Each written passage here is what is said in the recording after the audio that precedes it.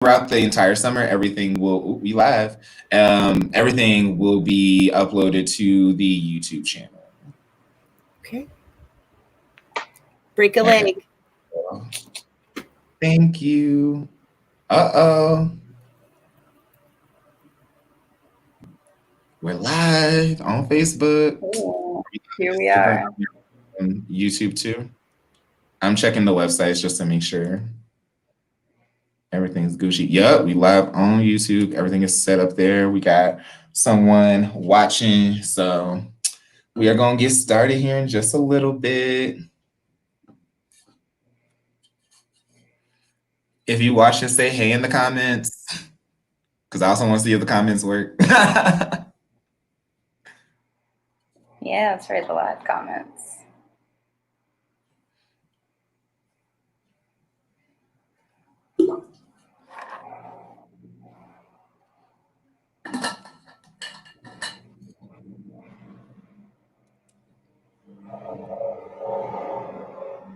I feel like I should play music while we wait. Yeah, some like intro music here.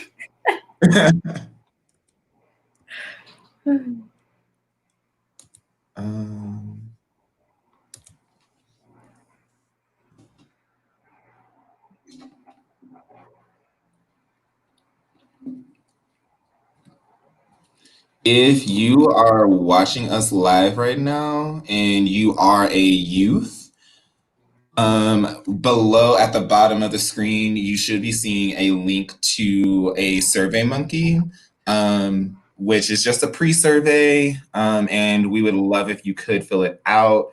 If you are a youth, if you do fill it out and you also fill out the post survey, which I'll give the link to afterwards, you will enter a raffle to receive to receive a gift card. We're still debating on what it's going to be, but trust me, it's going to be good. So make sure you fill out these surveys, y'all. Helps us out.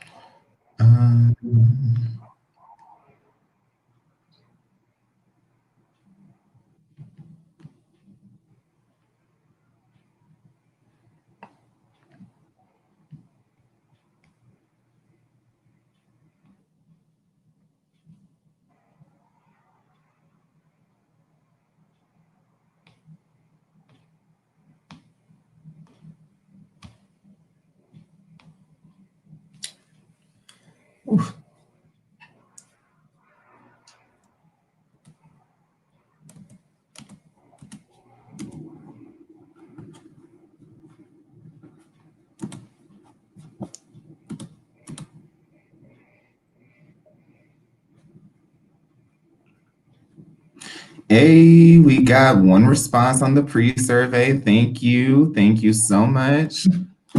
Making moves.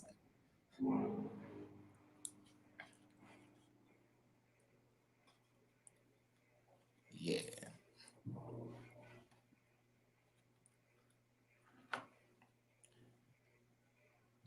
Okay. So I'm thinking let's, Deb, if you're ready, let's go ahead and get started and get conversation going, and then hopefully people tune in, stay for it. Please, y'all, if you are just tuning in, make sure that you do fill out the pre-survey listed below. Check us out. But yeah, let's jump right on into it. So what's up, people? My name is Saya. My pronouns are whatever you feel in the moment. You will not be wrong. I am the manager at the center. I'm the manager of Rainbow Alley at the Center on Colfax. And yeah, we are here today with a presentation around shame. And we're going to talk a lot about that, get deep into that. But this is all a part of our summer academy experience. Usually, our summer academy takes place obviously in the middle of the summer in July. And we get to go to different organizations. We get to talk to community leaders, especially LGBTQ community leaders, about what does it look like to be LGBTQ and be in the professional world? What does it look like to be LGBTQ and be in the arts? What does it look like to be LGBTQ and get skills that are going to have me job ready or just life ready? Because when we're in school, when we're in these different places, they're very focused on our straight people, our cis people. So throughout the summer, we're going to be bringing you all this content on with different speakers who are all LGBTQ identified, and they are going to talk us through some of the things that they use to be successful. What are those skills? What are those important strategies that you need to make it, especially being queer, trans in this world? So with that introduction, I am going to introduce our lovely person, Deborah. Deborah is, ooh, I was not prepared. Give me 2 seconds, y'all. So Deborah, so Deborah is a therapist who works at a nonprofit with folks, specifically with folks experiencing homelessness. A big supporter and falling deeply in love with oneself, and wants to and she loves to support people who are in that journey, trying to find ways to love themselves. She really believes that that is how people can heal from past traumas. And yeah, she's so dope, y'all. Let me tell you. She has experiences around just mental health needs in general, mood disorders, anxiety, PTSD, psychosis, attachment disorders, and eating disorders. So Deborah, do you want to add on to it? Tell us a little bit more about yourself. Deborah. Oop, hello, can you see me? Uh-huh. Can you see me? Yeah, cool. Sorry. Everything just refreshed. All right. Anywho. So, yeah, I am a therapist. I currently work at a nonprofit that specifically works with folks experiencing homelessness. And I do a lot of work around trauma, identity, identity development, attachment, mood disorders, psychosis. I have a really supportive staff as well, and I wouldn't be able to get through without them. So shout out to y'all for supporting me as well. But yeah, I love the work that I do. I came into therapy because my therapist that I was forced to go to in undergrad when my dad died told me I was really tired of like not feeling validated in therapy.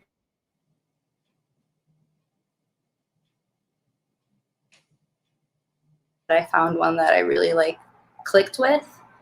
So that's just really who I want to be for others as well. And, you know, I've learned throughout my journey that really falling in love with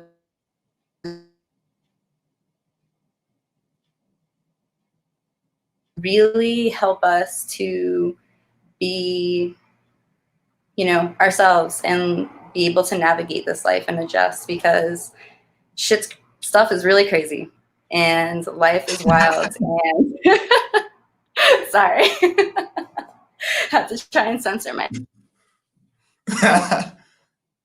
Also, Deb, you seem to be glitching out every now and then. Oh no.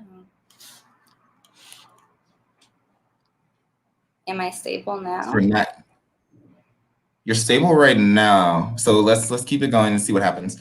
Okay. But yeah, so you were talking a little bit about getting into therapy, but what really drew you into going into the work that you do now? I see a lot of shame that is really inbred in our society.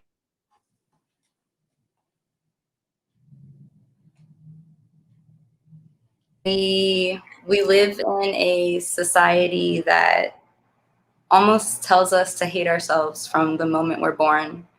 And that really doesn't sit well, and experience firsthand some of the downfalls of even the field of psychology and the world of therapy. So I really wanted to bring something different. I want to hold therapists accountable. I want trauma-informed therapists to really be trauma-informed and not be colluding with white supremacy, whether that's covertly or overt, or on purpose, intention.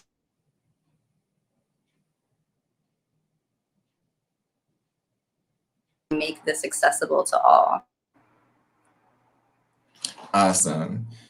Yeah, and so let's dive right into it. So let's talk about this thing called shame. Like, what do the people need to know? What is shame? Let me go ahead and share my screen with you. Oh, what you about to share with us? All right, so I put together a little PowerPoint just to go along with what we're going to be talking about. I myself am a visual learner, so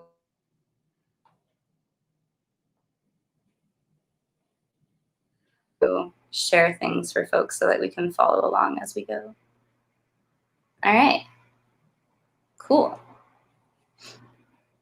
So, oh, also before we move on too quickly, I do want to just acknowledge Kendra in the room. Sorry, we did not acknowledge or introduce Kendra at all. Kendra is, as you can see, our ASL interpreter for tonight, and we are working with Kendra throughout Summer Academy to make sure that we have ASL interpretation at all of our speakers. So we're trying to be as accessible as we can. So I just wanted to shout out to Kendra for helping us out tonight, especially last minute. Thank you, Kendra. Yes, right. Thank you, Kendra. You're awesome. So, shame. I chose this picture because I really like how it breaks down. You know, we have guilt, we have shame, and as you will see, there's a big difference. There is appropriate guilt, which we have on the left side, and then we have the shame responses on the right that you can.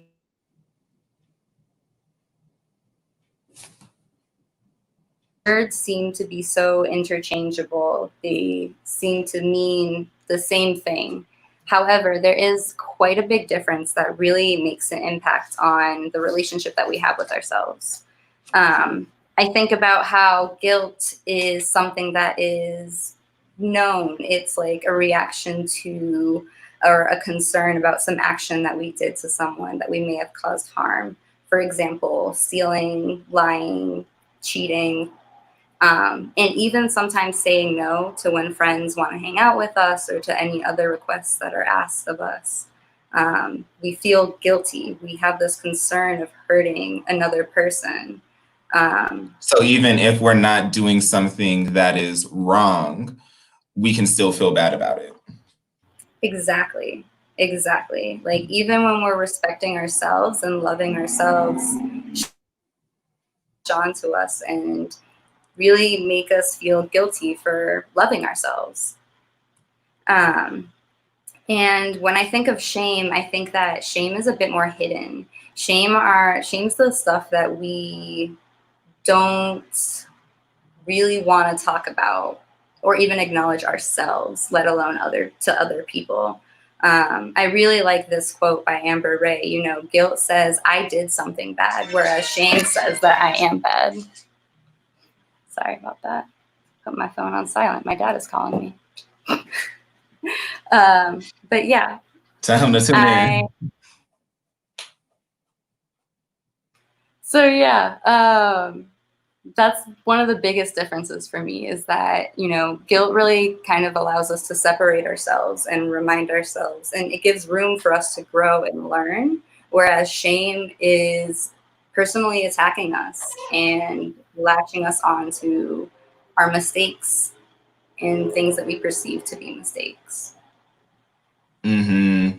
Yeah, no, I can relate to that. That's very much like when I'm thinking about like past experiences where I'm getting embarrassed over something I said or did, and I'm like, oh, girl, you could have said something different, or I wish I would have said it some other type of way when there was probably nothing even wrong with what I said.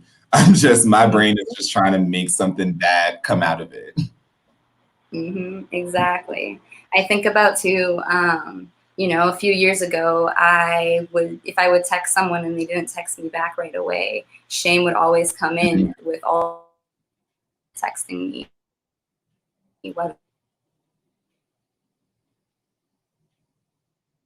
And even that, there's just that little room for shame to just.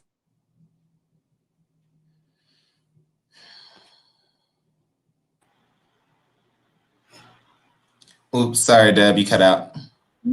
Oop, sorry. I was just saying that even then, that's a way for shame to sneak in and really chip away at what my self-worth is and my self-image. Which brings me to this slide as well.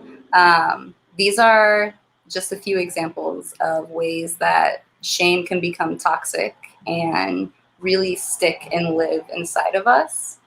And essentially, when we believe these things about ourselves, that's the glasses, that's the lens that we're looking at this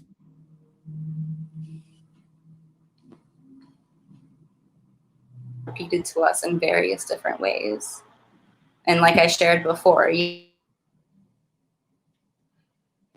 I'm unlovable and that, that I'm unlovable and that I was inadequate. So I would see people telling me those things with their actions, with their words, not texting me, So it really did latch on, and it took a lot out of me. It took a lot of energy out of me. It made me feel very drained. It made me unmotivated. It made me really sleepy. It made me not want to even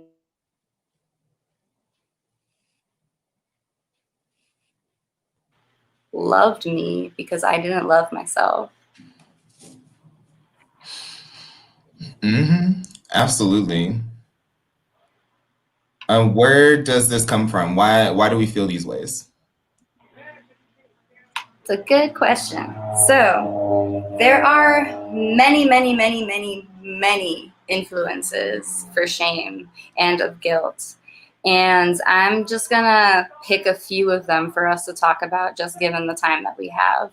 I do really encourage y'all to look at some of the resources that I'm going to put at the end of this slide so that you guys can read up a little bit more if y'all are interested.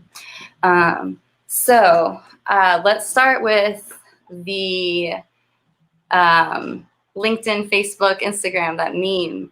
I think a lot about social media and the impact that that has on us. Social media can be something that's just so amazing, and it can also be something that's really unhealthy at times as well. I think about, the three things I see often in social media of like, there's this portrayal of what a perfect life is. And there's all this be, say, think, have to have worth and value.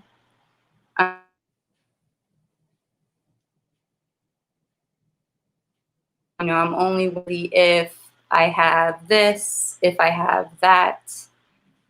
I'm only worthy if I'm able to do all these other things. And it really leaves out a bunch of people, and it leaves us just kind of wandering around, figuring out where we are and what our place is in this world. Yeah. And I think adding on to that, for me too, what comes up is this kind of, when you were saying you want kind of these unattainable things, for me, I definitely can experience on Instagram or even on Facebook, really, like wanting to get those likes, wanting to get X, Y, and Z, and it's never enough. Like you'll never have enough likes. You're always like, oh, but this other person has so much more than me. Why not? Why don't I have that? And what am I doing wrong that is not getting that response? Yes, exactly. And that piece of what am I doing wrong? What is wrong with me that can't be me? That I'm not desired in that way. And that's just, those are sneaky ways that shame comes in and lies. And it's really convincing lies that we do believe as truths. And with social media, I think about trends, which influence social media. What's cool, what's not, how that changes year to year, month to month. It's always evolving. And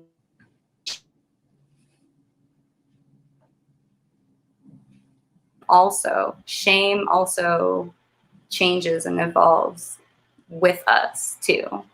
It learns, it grows. And I think, Oops.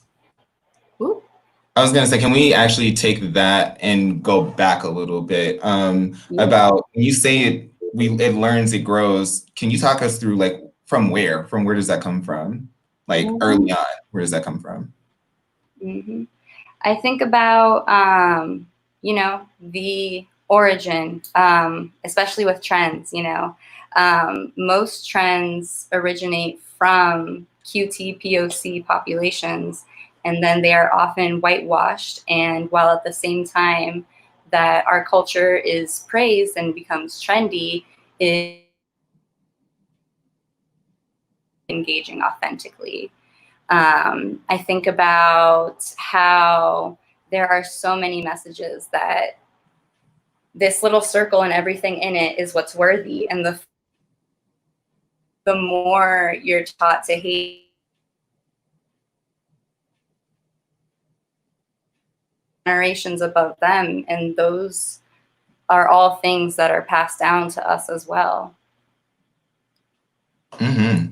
Yeah, and and to your point, I think about conditioning, right? The idea that when we're really, really young, we're getting messages, right? The world is telling us things about what is positive, what is negative, and especially thinking about LGBTQ identified folks, right? We get those messages of what does it mean to be the perfect boy, or what does it mean to be the perfect girl? What does it mean to meet those expectations? And it's like, even from a young age, we get all of these expectations like on top of us that we have to fulfill. Otherwise, we don't feel worthy. And some of those are really unreasonable. Like Mm-hmm. sometimes parents trying to treat you the way that they were treated as children because that's just what they know and what they believe. But does it provide for a healthy person?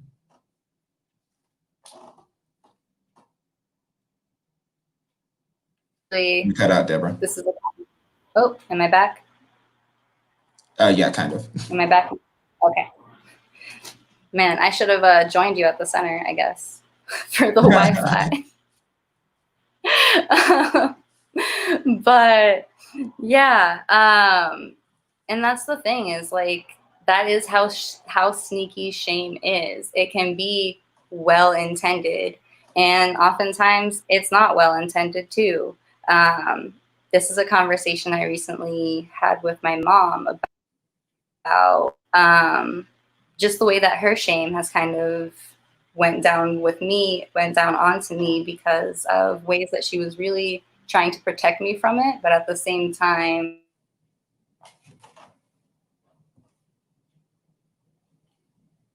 just that core belief. And it's been really awesome for us both to grow and experience that and it grow and take control of our shame and reclaim that power and overcome our own traumas as well. Mm-hmm. Yeah, absolutely. Yeah. And what about even like, can you talk to me a little bit more about like how we are conditioned to have like poor boundaries? Definitely. I think a lot about attachment theory. So our formative relationships, especially with our parents and immediate family, close friends, can often set us up to have certain boundaries. So if we have a lot of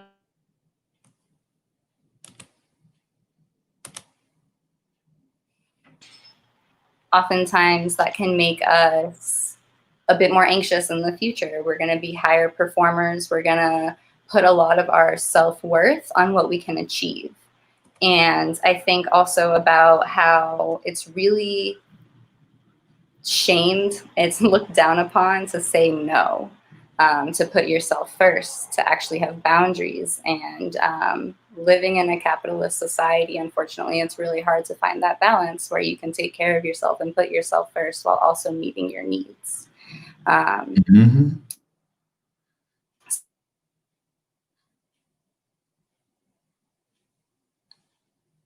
Needs. And Sorry, I didn't hear nothing you just said.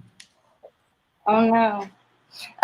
Sometimes we have to go back on our boundaries to like meet our needs, and that can then go into our personal lives where shame then latches on as well. When friends ask us for things, when family members ask for favors, when coworkers want to do something or ask you of something, it can be really hard to say no.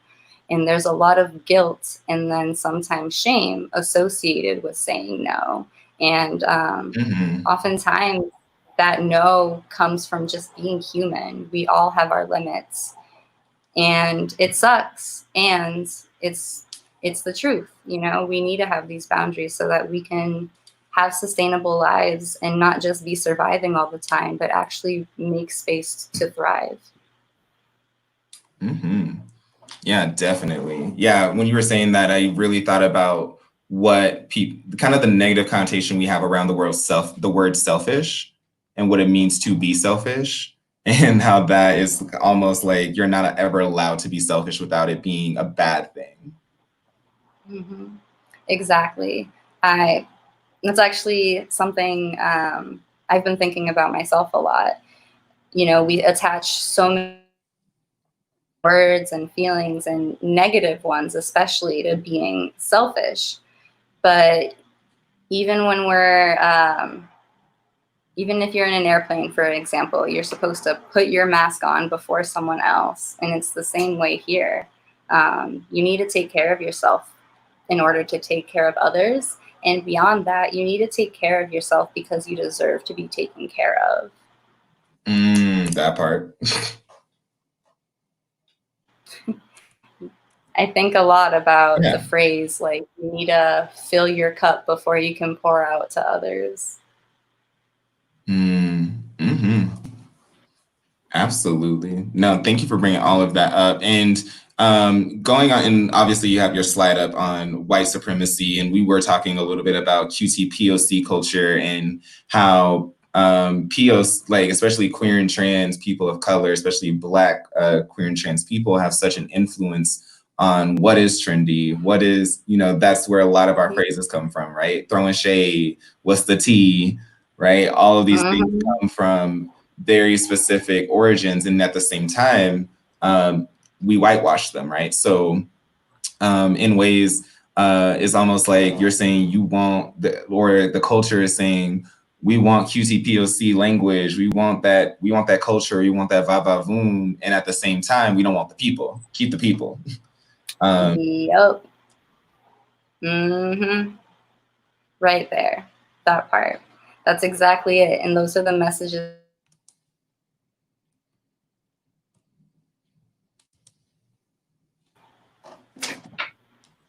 Did not hear you. Um,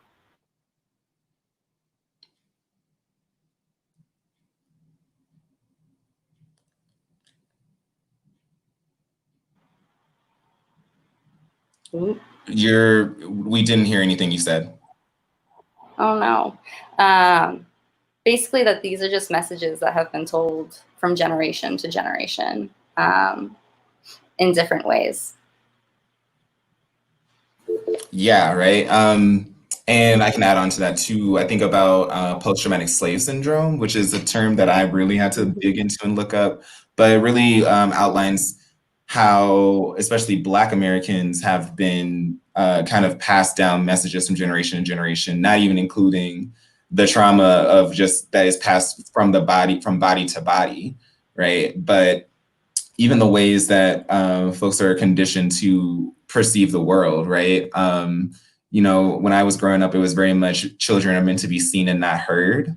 Meanwhile, there are other Mm-hmm. children who are allowed to kind of run around, be rambunctious, and there are not real consequences for it. And so, what is that? How does that impact me? How does that change the way I see my worth and what I'm allowed to do and what I should feel bad about? So yeah, I just Mm-hmm. want to throw that out there. Yeah, I agree. I think that touches upon something that we'll get in a little bit later of the empowerment triangle and how we're set up to really be put in this like unhealthy cycle of thinking from day one because of that. Mm-hmm. Mm-hmm. And with all of this, I feel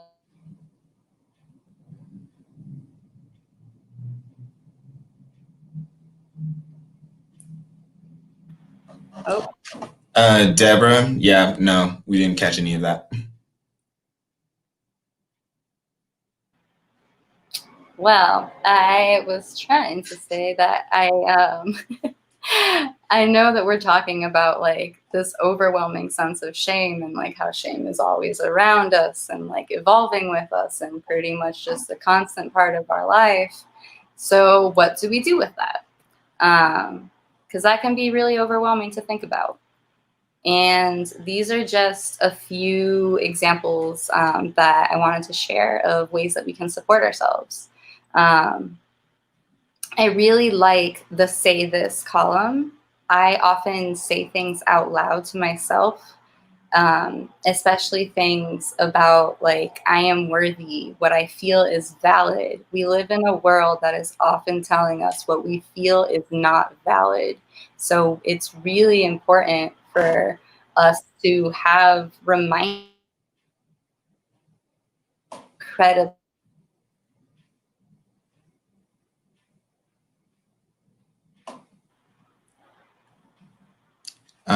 which, Say what that was last the last name. part that you got?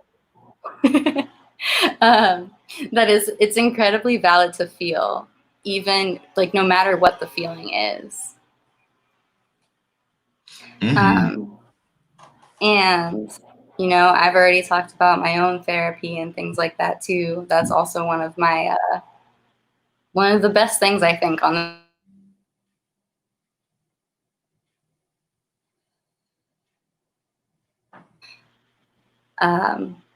access looks different for different folks. However, their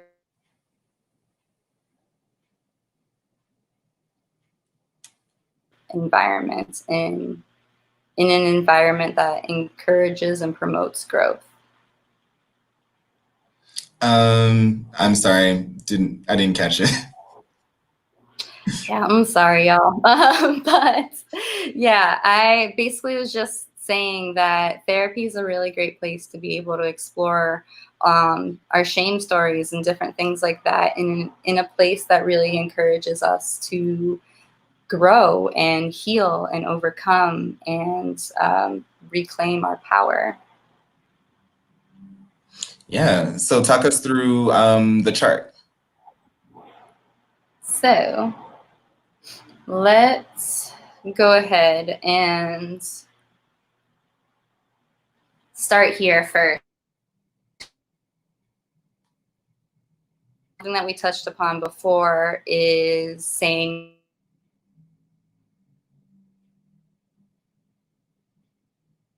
and implement them and have them in our life and show them to folks in our life.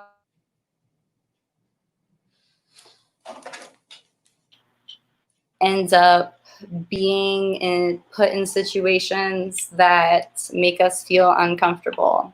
So we're going to have to start getting comfortable being uncomfortable in a way. Saying no is a way to claim our boundaries. And in order to be able to say no without feeling guilty, we must first believe that we have the power to say no. And that's a really big thing. Saying no does not mean that you hate this person. Saying no does not mean that you disrespect something or someone. Saying no is a way in this world. And with that, I talk about this a little bit. The empowerment triangle. So I'm gonna dive into this a little bit more. it starts first with the inverted triangle, the rescuer, persecutor, and the victim. And when you think of the victim, I think of, I'll use myself for example. I'm feeling really down. I feel really crappy about myself and about the world. I'm getting pretty irritable. And then someone does something that makes me pretty much explode on them. So I hurt someone. I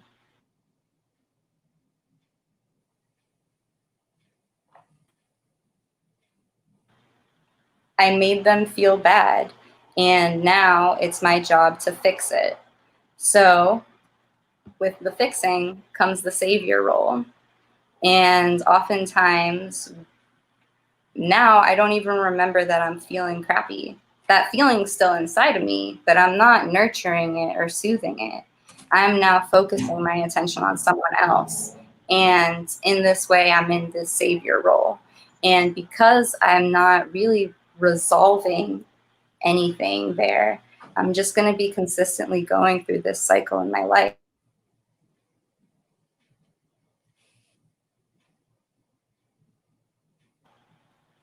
where I'm going from victim to persecutor to savior and, back around. Yeah, and it's interesting because it's almost like, and we talk about this too in therapy around people who kind of live in crisis, where it's kind of like they're not used to things not um, going well or being positive. And so, in a way, you seek out negativity, and where you find, when you look for negativity, there it is. And so it's almost like it's almost like this person is, in this example, right, is setting yourself up to be the savior role, because that's kind of what makes you feel better, which makes you feel alive. And it's almost like all trying to get to that feeling, but at the same time, your needs never get met. Exactly. Yeah, and in getting met, and as we continue through this cycle, our needs continue just to not be met, and it piles on top of on top of each other. It's this like backpack that we have.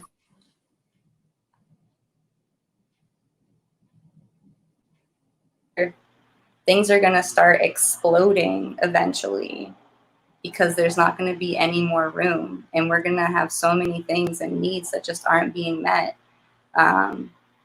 Yeah, and I also want to say too that with this cycle, though we have the power to break it,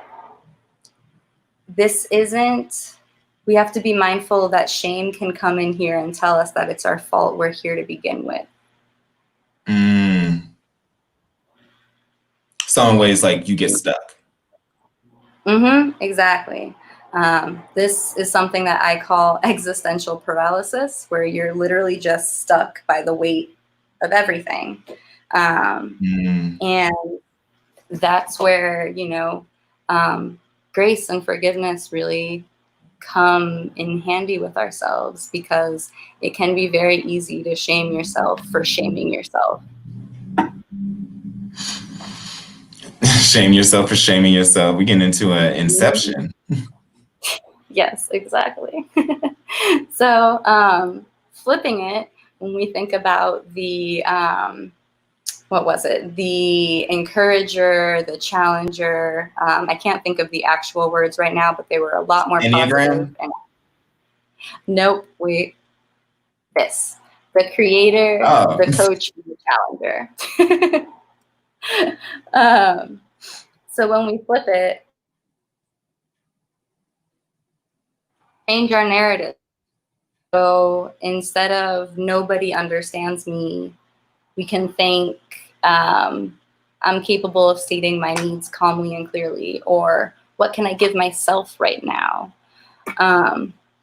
When we're in that persecutor role, when we're feeling irritable, when we see all the things people are doing wrong, instead of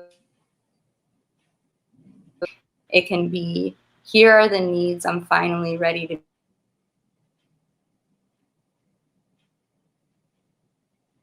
be other person. Can you repeat that last part? Sorry. Yeah. You're focusing more on yourself and less on the other person. And I think about this a lot And with trying to like get your needs met. it's like, why won't you just take my advice? A lot of the times we take on the problems of other people, and that just adds to our own stuff and our own bag, the backpack that we're carrying. So something that I even tell myself is, I'll be okay even if you're not okay. And that's a really hard thing to say and actually wholeheartedly believe. Mm-hmm. That our kind of life satisfaction shouldn't be completely dependent on another person. Is that what you're saying? Yes, exactly. And what someone else thinks about us. I think a lot of our And that's self-worth. the other thing. Yeah, and Exactly. even going back to what we were talking about with our own struggles with social media is it can turn into that really, really quickly where it's like these likes, these comments, or just even in life, like you were mentioning, even the amount of times someone texts us or does certain things or does not do certain things that make us feel good or feel bad, right? It's hard to not take that stuff personally. Exactly. Um,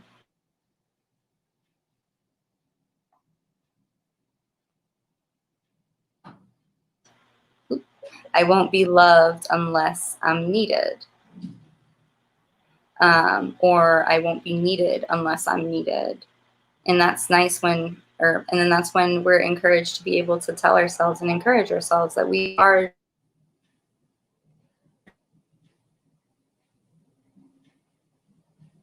and learn.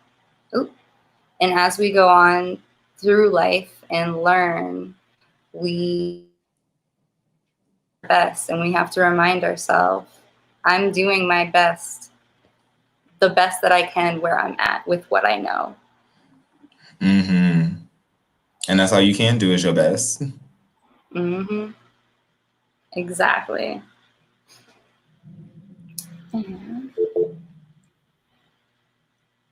So that to me kind of, I feel like we can shift a little bit into, so what are these affirmations that we're talking about? How do they work? What do you do? So affirmations might sound cheesy, and that's also shame being sneaky. We have these affirmations to remind us, when we are feeling, we're not thinking as clearly as we are when we're calm. So sometimes it's hard to remind ourselves when we're in it that we deserve all that is good, that we are worthy of love and acceptance as we are now. It's hard to remind ourselves of this when we're in it. So affirmations to me are things that we say out loud, that we have written somewhere, that we ask our friends to send us if they're able to. Little reminders that we can have outside of just our brain to remind ourselves when we're in it and when we feel that we don't deserve anything, that we in fact do. That even if I don't believe something, know that it's true in my brain. I think a lot about, an example I use a lot is how there are many people in the world that think the earth is flat. And that doesn't stop the earth from being round. They have a bunch of evidence that they can get you, scientists that they have found somewhere that can tell you the earth is flat, but the earth does not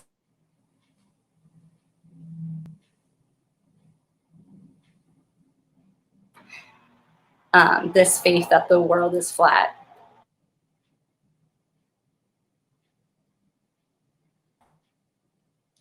at, oh, hold on, where did I cut We're off? missing you. We got you with someone can give you all the evidence, scientists. Yeah, they can give you all this evidence, all this like evidence and all that conviction, that faith. It doesn't. The earth is round. And it's the same with ourselves. We can come up with all these evidence, all the evidence, all XYZ for why we're unworthy, why we are less than, why we're not enough, why we are unlovable. And that.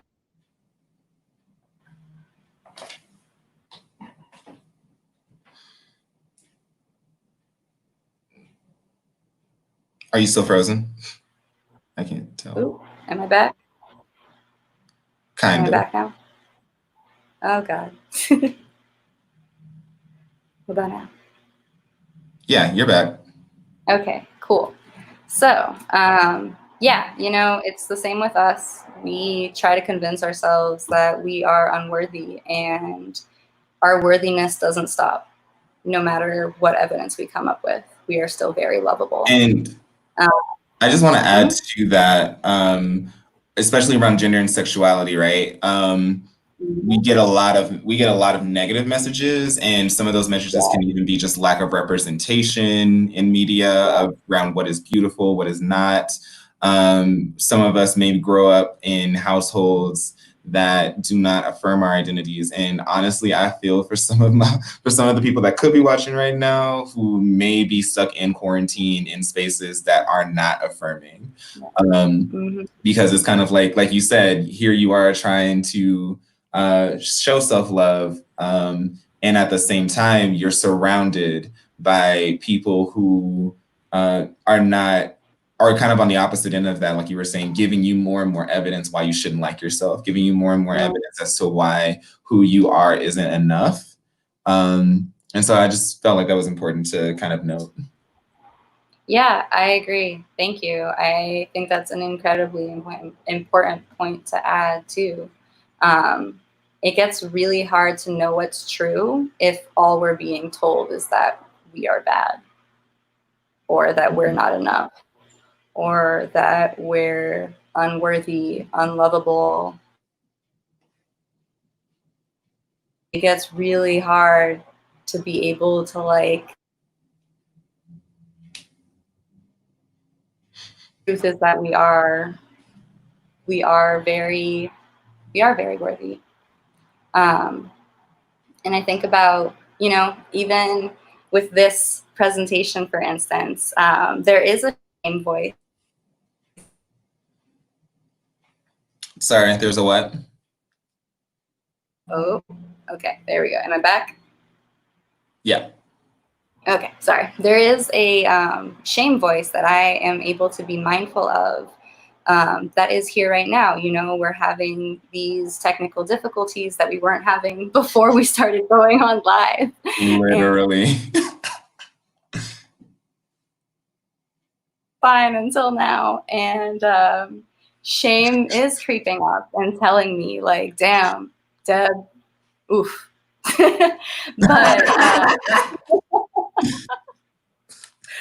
But I'm able to be mindful of that and also recognize, of course, I wish that things could be a little bit different. And this is where we're at right now, and I'm doing my best, and the best is all I can give.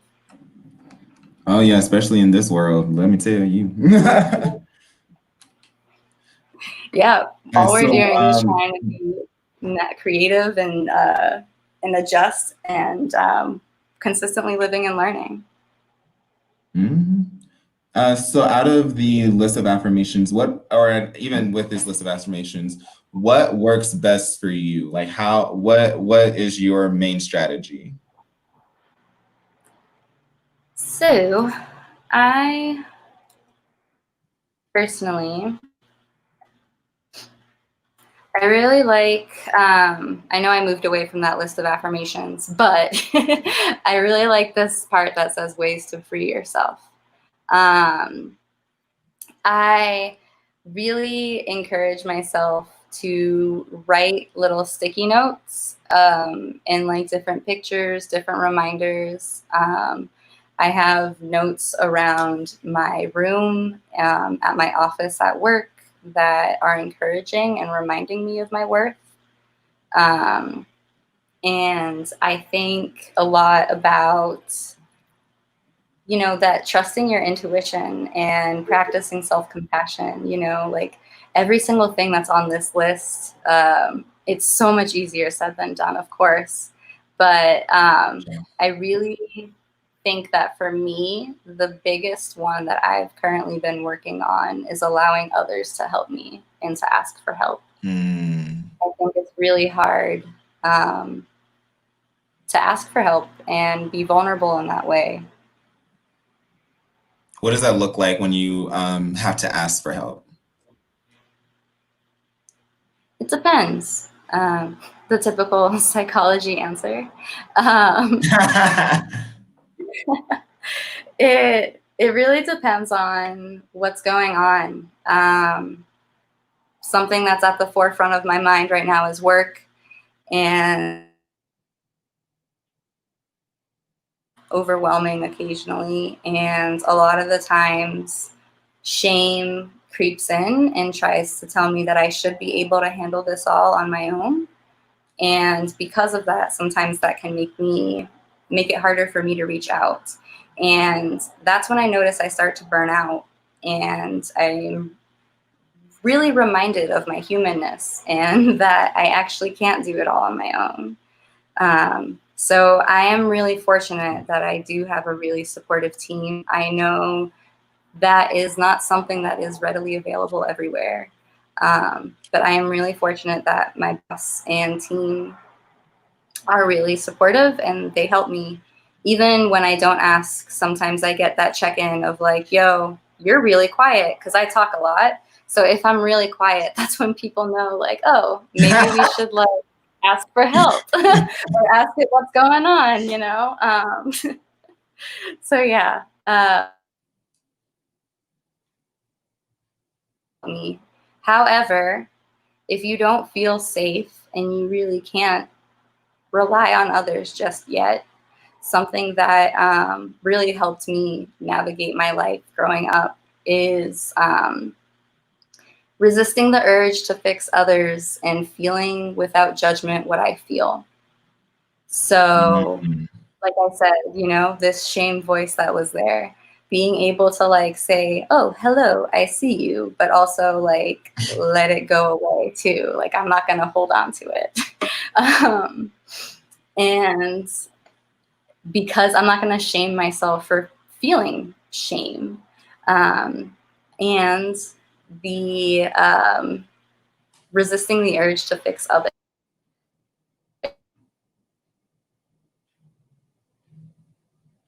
We were doing so good. Oh no. Where am I? What was the last thing? Resisting the urge to fix others. Okay. Yeah, for me, that was a great way for me to not have to deal with my things. So I thought it was healthy coping because I wasn't using, you know, all the negative coping strategies. I was helping others. But in that sense, it was not in myself. I was, you know, really neglecting myself, what I need just to survive for others. And that's something that I am every day working on, is being able to have my boundaries and see where I can help and where.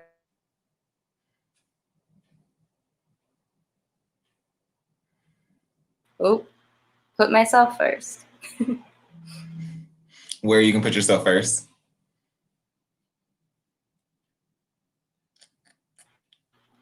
Oh, yeah.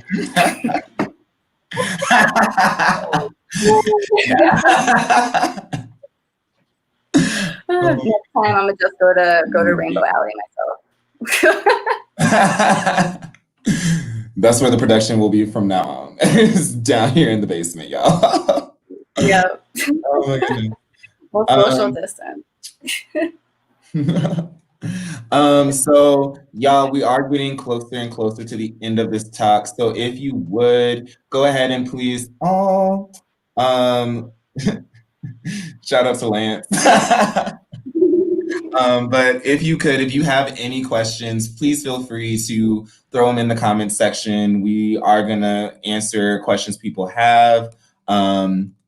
Yeah, so just wanted to get that started. But yeah, so talk to us about what's on the screen now. So, questions and stuff. I also wanted to put a few out there of my own to get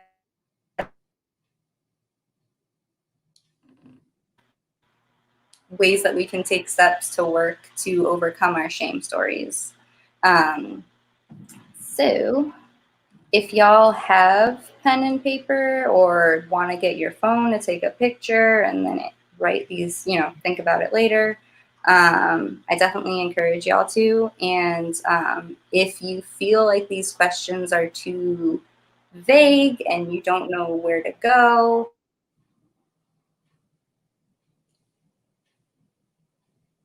other question. I'll post a couple other questions that can help you navigate some of these questions as well, because they are pretty like vague and broad. I want us to be able to really think deep. Oh, we love So, so the first one, what are some of my shame stories? Y'all heard Saya and I share a couple of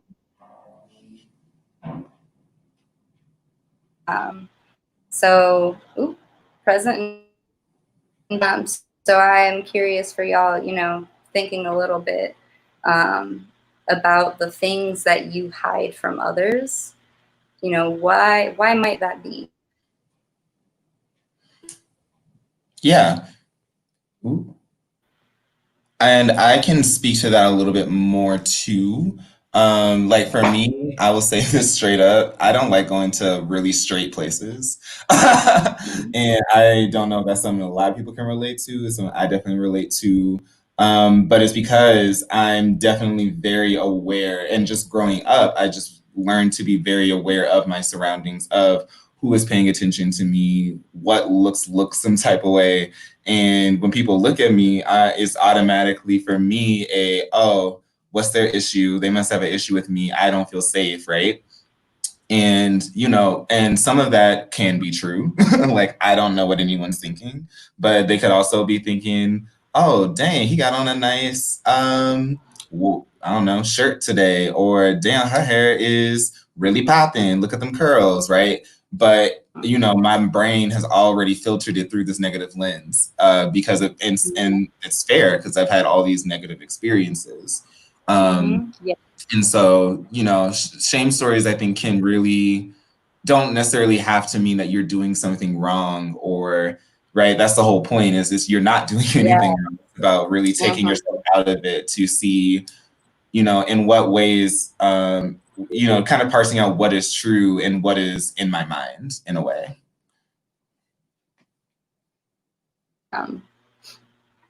That's like, yeah, you said it perfectly.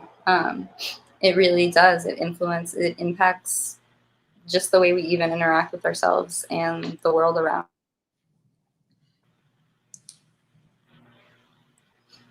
So similarly, how do you see these shame stories playing out in your life and in your relationships, romantic and non? Do you feel yourself having the urge to fix others? Do you feel yourself having the urge to put others in front of you? Or like,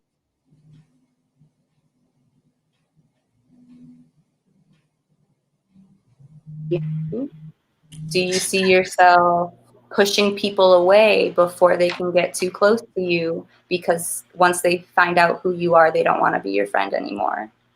Things like that. Mm. I think a lot about attachment with this one. You know,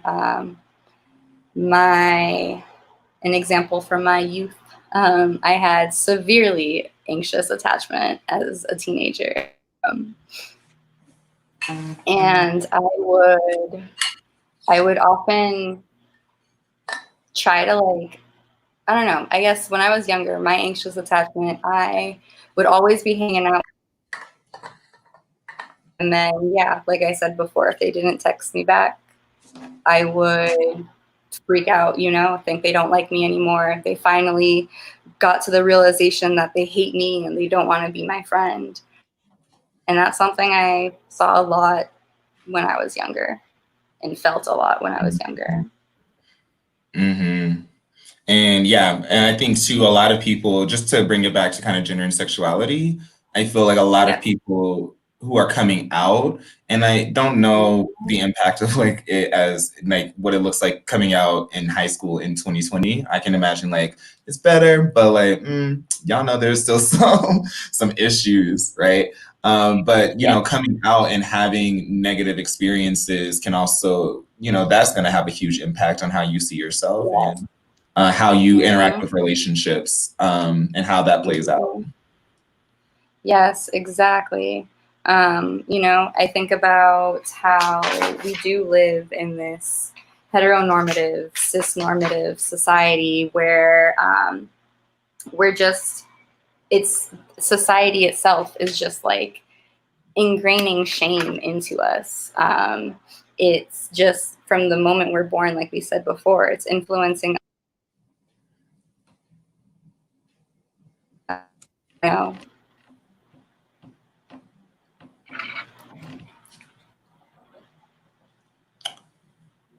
What's next?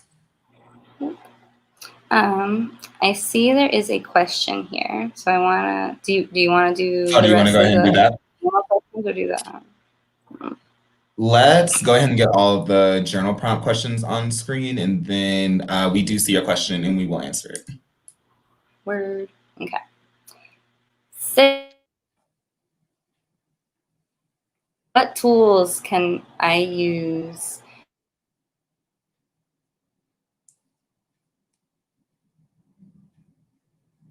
Ooh, in the back. Oop. Yeah, start from the top of that one. So, what tools can I use or practice to help me move past this painful feeling? So, like we've said, you know, going through this journey, it's going to be painful, it's going to be uncomfy, it's going to be, never mind, I can't say that word. It's, uh, sorry, y'all, I work with adults a lot, so. We cuss. I'm sorry. Anywho, I'm censoring myself here. But what tools can I use to practice, you know, dealing with this uncomfiness, this discomfort, this painful, not very desirable feeling? I know I blew through a few of them, but I will also post those as well. On my Instagram, and I believe Saya will have this presentation as well, if y'all need some more concrete things. But yeah, think about ways that you can not only soothe the feeling, but nurture it. And when I think of like nurturing versus soothing, like, what does that mean? When I think of nurturing, I think of like literally I imagine like holding my like anger and my shame and just kind of like holding it and like saying like, I see you, you're valid, like Oh, you're real. And then oh. like literally nurturing, and then I allow myself to then like let it go, let it learn to walk and walk away from me, you know. Ooh. Okay, come on, metaphor. Yes. And that's where the soothing comes in, you know, like I get to sit and stew and nurture and feel crappy. And then I also get to soothe, let it go, and do things so that I can feel better. And just to add to that point too, something that can be helpful, and at least has been helpful for me, is you can do that with when you think about those moments where you do feel like you were unheard or unloved or left isolated, and especially if you are in a place where you can revisit that, what does it look like to say to your 13-year-old self or your 9-year-old self or your 5-year-old self who felt defenseless and unloved, and actually, like you were just kind of demonstrating, holding that and holding that person, like what would you want to say to that 5-year-old what that's going to make you feel better, and then you can also, whatever you're going to say to that 5-year-old, say that to yourself now. Your stuff needs Yeah. Exactly. Like literally, sometimes we're brought back, when these triggers happen. I'm not 25-year-old Deborah. I'm back to being 15-year-old Deborah. So I can just look at 15-year-old Deborah and say, like, you are safe now. You are loved and worthy as you are.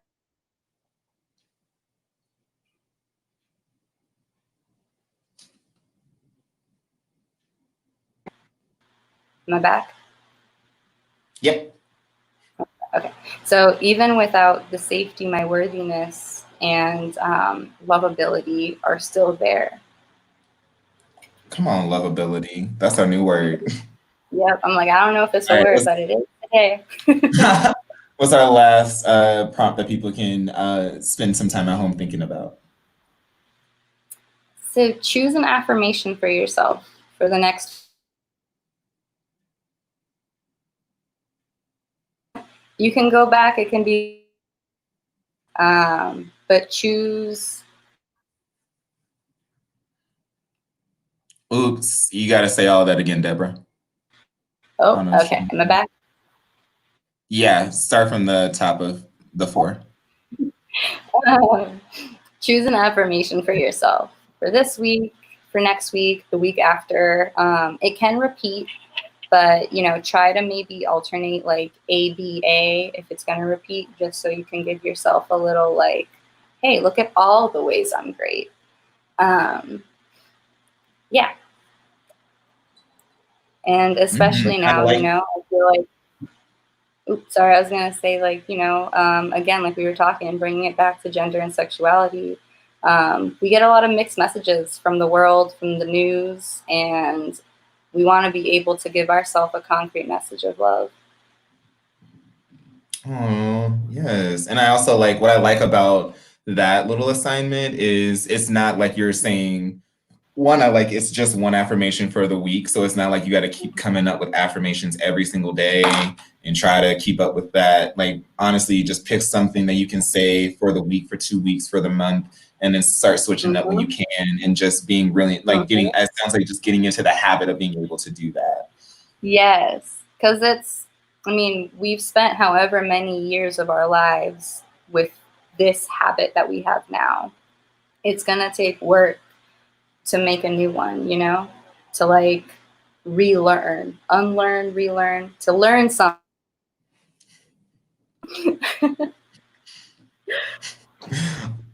All right, let us go into this comment section. Thank y'all for sending in some questions.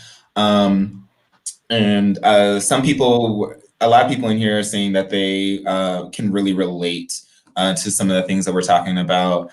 We do have a question. I'm not gonna say, I don't know if I should say people's names because I'm not necessarily trying to out people, but we did get a question. I'll read it out. I feel as if a lot of my shame is grounded within high expectations that I set for myself that are generally unattainable, but at the same time makes me feel like I have failed. Do you have any suggestions for how to either adjust my expectations or to alleviate the shame that I continue to accumulate? Yeah, this question is very real. That the last part of that question to me, like the image that comes to my mind right now is this like sandwich that just keeps getting like added onto, and like it's not a good sandwich. Like for me, I imagine pickles because I don't like it, so it's just like this fat pickle adding on, and it's like bigger, you know. Um,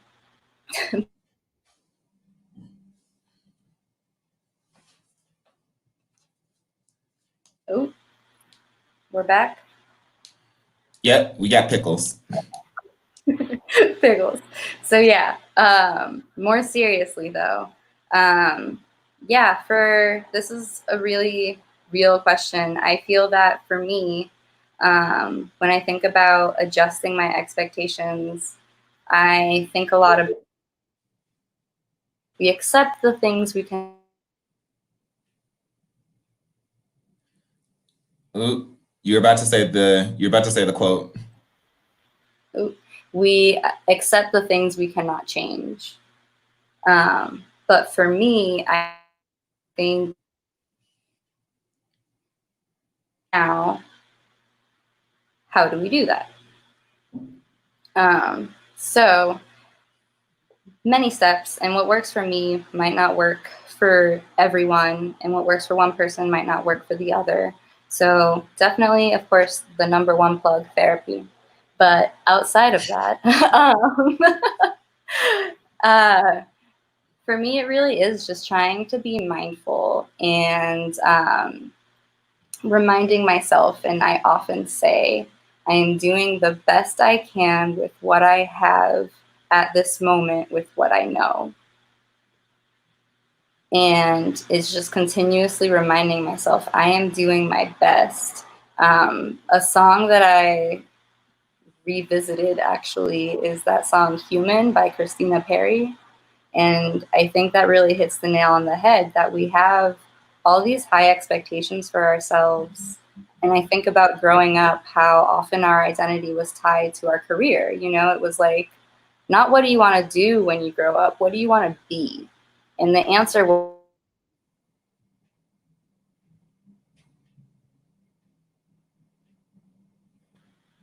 oh, what was the last thing that y'all heard?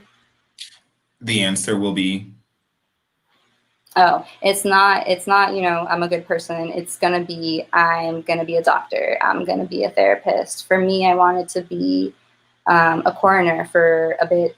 um, so, and, um, but yeah, we're often like, we're taught that we need to have that these unattainable standards are actually very attainable. So for me,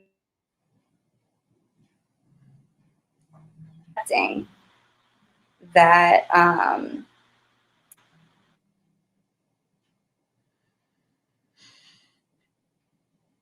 it is it's an inhuman thing to be able to reach, and I can't, and it's not because I'm lacking anything, it's because I'm perfectly human. yeah. As you were talking and I was looking at the question, for me, when I think about having to adjust my expectations, I am definitely someone who identifies as a perfectionist, like low key about it, but I'm definitely a perfectionist. I want things to be right. I want things to go well. And yeah, and if you've ever been on a team with me or had to work with me on a project, you know, I have all the questions. I'm like, how are we going to get from point A to point B? And so I'm very hard on myself. And I think a lot of people don't see that, and a lot of like in me or just in people in general, we don't see how hard other people are on themselves to get to whatever point. And we over here being hard. I'm being over here being hard on myself, and I'm looking at the person who's way past me doing all this other stuff. I'm like, well, why ain't I there? I'm 23 or I'm 25. I'm this. How do I get there too?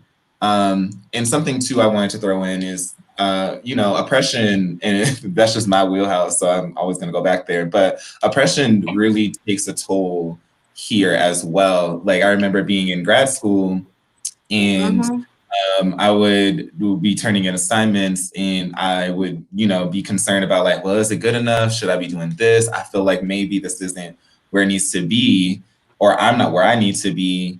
And I read someone else's paper and they got the same grade as me. And I was like, oh, this is all I had to do? I did all this extra stuff. What am I doing? So sometimes I think there is, especially like when you are marginalized, um, you know, there's this thing I grew like that people told me growing up, you know, being Black, you have to do 2 times as better as your white counterpart in order to get Mhm. the grades that they get or to get as After far as they recognition. get. Exactly. And so it's almost like this, it's almost like I don't even know what standard I'm trying to compare myself to because it's all of these different pushes and pulls trying to get me to feel like I'm never enough. Yes, Yeah, I thought those are good points to just bring up real quick. I agree. And like when we think of alleviating that shame, it really is a lot of that, like nurturing and soothing and being able to its job. It's shooting out thoughts. Um, Mhm. and not every thought is actually helpful. So we can like acknowledge it, say hi to it, and then also let it go. Mhm. Of course, it's a lot easier said than done. Ooh, child. It takes years. And so this one isn't necessarily a question, but maybe we can jump off of it. So as we were talking, someone wrote in, I can relate. I used to think my high expectations of myself were the cause of my low self-worth, but I've been realizing that it's not the expectations, it's the belief that I am not enough where I am right now, which I think really ties into what we were just talking about. But were there any points in there, Deborah, that you thought you wanted to kind of hit on? Yeah, I feel as we continue to grow, there are always expectations we have for ourselves, families, friends have for us.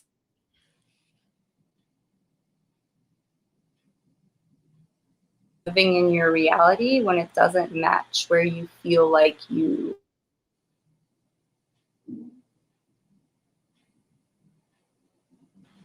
folks.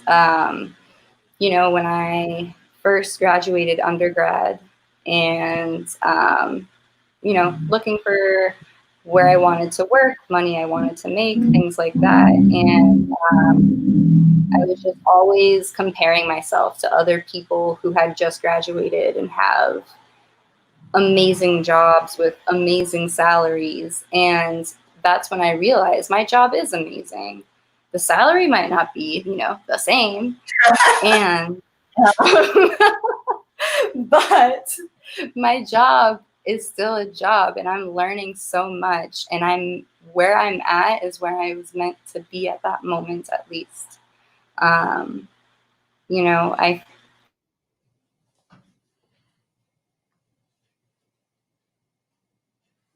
just feel worse. What was the last thing y'all caught? Oof. That's the question. Let me just recap basically about comparison. We compare ourselves a lot to people and things and what even just our own thoughts and expectations. And in that, we do ourselves a disservice because now, like, that comparison isn't changing anything. It's just making the current reality worse. Mm. Any last minute questions? The comment section is still open. So go ahead and throw in a last minute question if you have one, and we will answer it. I do want to take a moment to say we're about to get to the end of this talk. If you were able to take the pre-survey, please make sure you take the post-survey. Even if you weren't able to take the pre-survey at the beginning, go ahead and take that link for the second survey or the post-survey. You will be entered into a raffle to get a gift card if you complete both. The link for the post survey and the pre survey are pretty similar. If you didn't get a chance to take the pre survey, all you got to do is take that 2 at the end of the URL and turn it into a 1, and bam, you at the pre survey. So that is super simple. So please, if you can, help us out a lot. Deb, do you want to? What thoughts are you leaving us with? What are these resources? Tell me. So I'll share these with right side are linked to something for y'all to read. So since you guys can't click it right now, I'll give that over to Saya if y'all are interested. I will also post it on my Instagram at Overcoming Trauma. I am actually going to start continuing from this shame talk in my Instagram soon, and like diving into shame and boundaries and things like that. I did take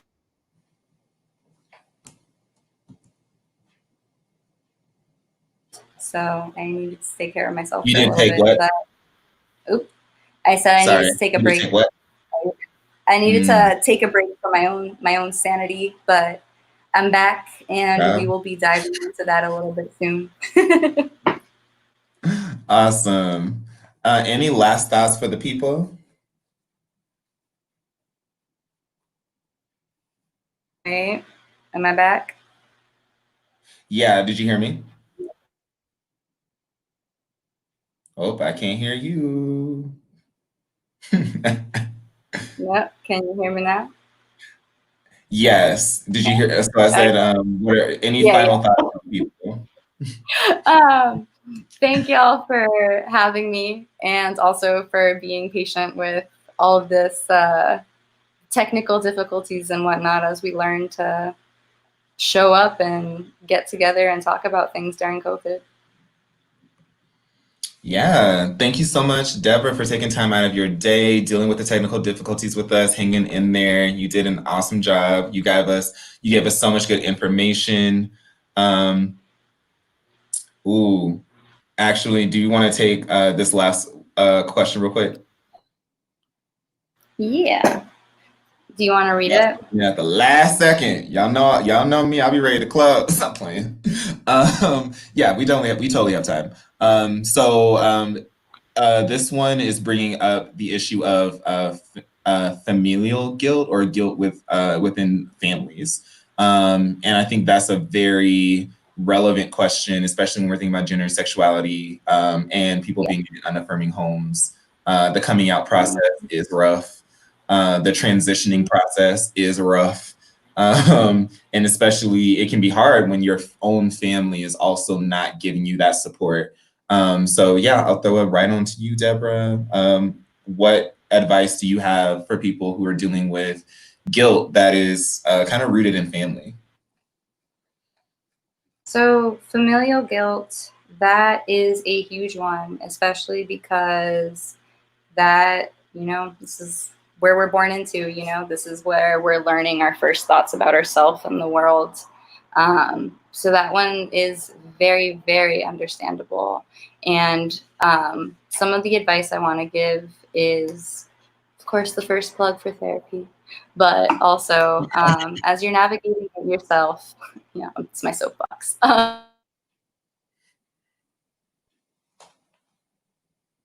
Where Say it again. Thinking about where this originates from, even within your family, like being able to recognize, and not in a way to excuse familial.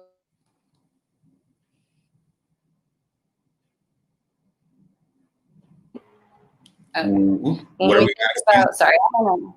Whoop. Okay, no, I'm just gonna start over real quick. When we think about this familial guilt and just guilt and shame in general, when we look at like the roots of it, there are many, many branches. They're intertwined. It's super messy base of this structure. And a lot of our shame stories are often rooted in our first experiences, which tend to be with family. The family we make for ourselves, the family we're born into, the family we're given. And there are a lot of think of like sometimes the sense of owing someone, sometimes the sense of, all these other things that come along with, just existing. And I like this comment that came up because it's really true. this is when, of course, it's really hard, and it's really important for us to continue to remember love. We are incredibly worthy of love. And if we remind ourselves, like take ourselves out of the equation, you know, you can't love someone else until you love yourself. And we live in a world, and especially in this society in the US, where we're not taught to love ourselves. So this society is full of people who hate themselves and are hurting others because they hurt inside. And that makes it, for me, a little bit easier to navigate and remind myself of my worth when I'm struggling to find any reason as to why I am worthy. Mm-hmm. Yeah, I also too wanted to touch real quick on guilt when it comes to family, especially if you are not really, I don't know, but I think family guilt for a lot of people too, it depends too culturally on what family means to you.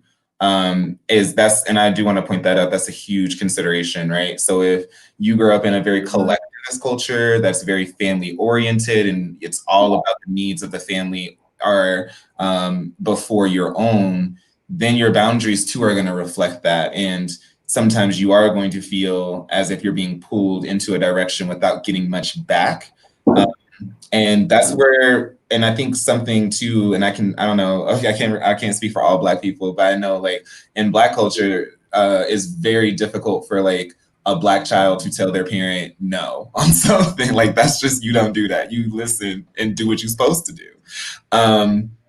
And it can be hard to do that. It can be hard to say, no, I'm going to put this boundary in that you are going to respect my identity, that you're going to respect my pronouns, my name choices, my transition process. It can be really hard to do that. It is slightly easier when you are above the age of 18 and you have more agency, more ability to do things for yourself and be independent and find those other sources of love and family. Some people end up choosing their own family, especially in the LGBTQ community, especially in the QTPOC community. You're kind of finding your own family. But, you know, at some point, the people who love you are going to also respect your boundaries, and they're also going to respect you. And I think that's a very important thing to note is, you know, just because, and we grow up too thinking our parents are superheroes. We look at parents as if they are these perfect beings who know everything, do everything right. And it can be hard to shift that view and say, no, it's okay that my mom is good in all of these great things, but she really struggles here. And that's something that, you know, we're going to have to work through. But someone who loves you should be working through that with you. And it can be really hard depending on the generation of family, how long they've been in the US, what religious background they have, things like that. So I can't fully answer that without getting more context. But yeah, I just wanted to make all of that known. Sorry, go ahead, Deborah. No, I agree. With everything you said. Yeah, you bring a really important point. I think a lot about like when we're growing up, when we're told something that we have to do and we have to do it because someone said so, you know, the because I said so type of thing. Because I said so, and that's what it is. And even that, you know, kind of builds a little bit of shame as we're growing up, you know? Mm-hmm. Also, yeah, my cat decided to join us. I did not realize he was in here until just now. Let me see. Elliot. Say hi. Say hi to the people. What's up, Elliot? Oh, he pretty. Yeah. We love it. Yeah, right. I think it's a big one. All right, y'all. Thank y'all so much for tuning in. This is the end of the broadcast. If you didn't get to watch the whole live thing, no worries. We are posting it to the YouTube. We will take the video and post it to our YouTube Center on Colfax on YouTube. So you can go back, review, see all the slides again, catch some of the things that you may have missed. And all of everything from the speaker series will be uploaded to the center's YouTube page. We will continue to have speakers throughout the summer, all the way through the end of August. So every Tuesday and Thursday at 6, you can catch us live on Facebook or YouTube. Just come on through. We'll be here. We'll be queer, doing the life. Next week, we got 2 amazing speakers. We're going to have Jamila on Tuesday at 6 next week to talk about, especially with COVID-19 and all this stuff going on, how do we handle and face adversity and uncertainties in life? Because yeah, this pandemic came out of nowhere. Not everybody was prepared, and that's true. But life itself is going to have a whole lot of uncertainties and a whole lot of barriers that are going to come out of nowhere. So feel free to turn in on Tuesday for that. And then on Thursday of next week at 6, we're going to have David Ratcliffe, who is a professional dancer and queen in the ballroom scene, to talk to us about how do we live our self-sustaining life? How can we be self-sufficient and still be able to overcome our own doubt and reach our goals? So, no worries, child. So they thank you for answering the last minute question. So, we got you, fam. Yeah, I'm glad I saw it, because you know me, I'm about to click, click, click. But yeah, so join us next week for that. And also, if you aren't aware, we do have a Rainbow Alley Discord server. It's our attempt to have some type of virtual drop-in space. So feel free to go to the to go to lgbtqcolorado.org, Rainbow Alley, to learn more about how you can sign up for Discord. If you are already a Rainbow Alley youth, you are good to go. You just got to sign up with your member ID. If you are new, I do want to just set up a time where we can just chat and answer any questions you have about Rainbow Alley or the Discord server, and you are good to go as well. So thank you for my last minute plugs. Deb, where can the people find you? On my Instagram at name today. I had to remember what that. Yeah, Instagram, Overcoming Trauma, and I will give Saya the PowerPoint to post on the Facebook page if that's cool with you. Oh, that's cool with me. If it's cool with you, make sure your name's on it. Listen, bit of brain. All right, y'all. Thank you so much. Y'all have a good rest of your night. Have a good weekend. Stay safe, and we will see you next week. Kendra, Deb, don't go nowhere. Bye, y'all.